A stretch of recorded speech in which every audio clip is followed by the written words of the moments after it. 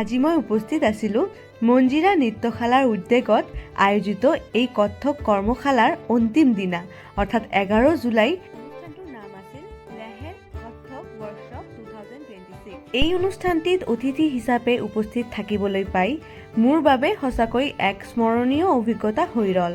অনুষ্ঠানটি অনুষ্ঠিত হৈছিল আমাৰ গৌৰীপুৰ পাব্লিক লাইব্ৰেৰীত। মঞ্জিৰা নৃত্যশালাৰ প্ৰতিষ্ঠাপক তথা আমাৰ গৌৰীপুৰৰ সুপৰিচিত নৃত্যশিল্পী হিমাশ্ৰী শৰ্মাই এই সুন্দৰ অনুষ্ঠান আয়োজন কৰিছিল। কেইবাদিনীয়া এই কৰ্মশালাৰ জৰিয়তে বহু নতুন শিক্ষাৰ্থীয়ে কত্থক নৃত্যৰ সৌন্দৰ্য আৰু শৃংখলা শিকিবলৈ সুযোগ লাভ কৰিছে।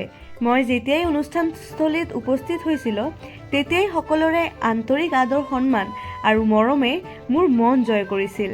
বিশেষকৈ হিমাশ্ৰী শৰ্মা আৰু তেওঁৰ মাতৃয়ে মোক যি আন্তৰিকতাৰে আদৰি লৈছিল সেয়া মই কেতিয়াও পাহৰিব নোৱাৰোঁ। অকল ময়ে নহয়, গৌৰীপুৰ ধুবুৰীৰ বিশেষ শিল্পী আৰু গুণী জ্ঞানী ব্যক্তিও তাতে উপস্থিত আছিল। অনুষ্ঠানটো ইমান চিজিল, ক্লাছী আৰু প্ৰফেশ্যনেলভাৱে অনুষ্ঠিত হৈ আছিল। সঁচাকৈ আজিৰ দিনত এই ধৰণৰ অনুষ্ঠান পাবলৈ সঁচাকেই বহুত টান। অনুষ্ঠানটোত বহু প্ৰতিভাৱান শিল্পী, অভিভাৱক, অতিথি আৰু সংস্কৃতিপ্ৰেমী মানুহৰ লগত চিনাকি হ'বলৈ সুযোগ পালোঁ। সকলোৰ মুখত হাঁহি, শিল্পৰ প্ৰতি ভালপোৱা আৰু উৎসাহ দেখি মোৰ মনটো গৌৰৱেৰে ভৰি পৰিল। ইমান ধুনীয়া এটা অনুষ্ঠানত মোক ইনভাইট কৰাৰ বাবে মই অন্তৰৰ পৰা বহুত কৃতজ্ঞ। মোৰ বিশ্বাস শিল্পী সংস্কৃতিয়ে এখন সমাজক আগুৱাই নিয়ে।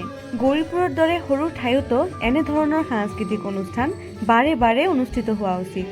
ইয়াৰ জৰিয়তে নতুন প্ৰজন্মই নিজৰ প্ৰতিভাৰ বিকাশ কৰাৰ সুযোগ পায় আৰু আমাৰ ঐতিহ্যক আগবাঢ়ি লৈ যায়।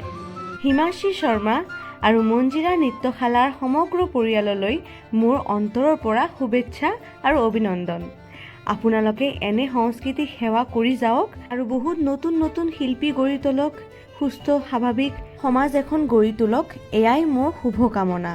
আৰু শেষত যিসকলে এই অনুষ্ঠানটো সফল কৰিবলৈ কষ্ট কৰিছে সকলোকে আন্তৰিক ধন্যবাদ। আপোনালোকৰ মৰম, সন্মান, একাগ্ৰতা আৰু শিল্পৰ প্ৰতি ভাল পোৱা সদায় জীয়াই থাকক।